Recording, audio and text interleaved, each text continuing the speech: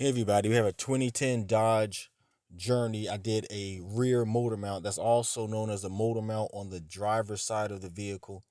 As always, put a block between the jack and the oil pan to jack the engine up a little bit to take weight off of it so that you can remove the bolts. And it wasn't difficult. It just sits straight down just like that. And I put the bolts back in place so I wouldn't forget where they went. But if you look at it, that's just how it's gonna um, that's the easiest way to do it for me. Only thing you have to take off is at the base of the dipstick filler tube. There's a screw you have to take off so that the dipstick moves back and forth so that it's easier and it's not in your way. That's the only thing you really have to do. And when you set it in the car, it's going to set down just like this. That's how it's going to be arranged. So it's going to have the silver ears and then the black ears, and on the bottom you have over there by my pinky finger, there's another bolt hole. Don't forget that one. And that's the new one sitting in there. You just sit it in and you begin to slowly put the bolts in, but you don't screw everything down. You want to get the bolt started and then slowly begin to lower the transmission. It's a balancing act. That way you get all the bolts tightened down gradually, and then when you have the weight off of the transmission, you can really tighten everything down, because again you have to elevate the transmission via the oil tank in order to take the bolts out of the old one, because that thing is supporting the engine. That's the whole idea of motor mounts. The rubber in these things wears out and gets brittle, and it allows the engine to shake excessively, and that's why we wind up doing that.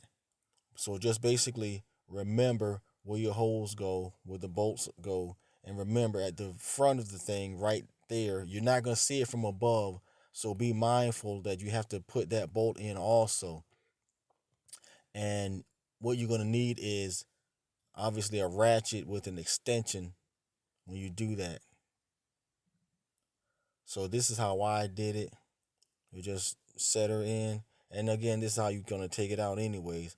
So it's going to be the same way. You're going to drop that extension down in there and then go right through the front and tighten that bolt down.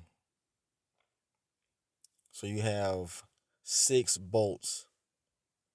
You have one at the left of the screen, and then you have 2 in the back, 2 on the ears, and then 1 underneath. And remember, use this jack slowly, because once you get it in place, you gradually bolt everything down slowly, little bit at a time, because it's a balancing act.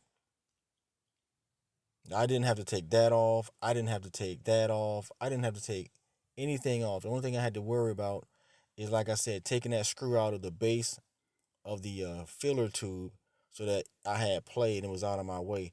Just remember, you also have to tighten that, put that screw back in when you're done. Do not forget to tighten down that dipstick also. Just lower it down. Like I said, it's a balancing act. It was not difficult, and the part wasn't even that expensive. Actually, it's just you have to be patient and don't be afraid to, take that mount off. The screw goes behind there. Don't let that thing fool you. Thanks for watching. Like and subscribe. Have a blessed day.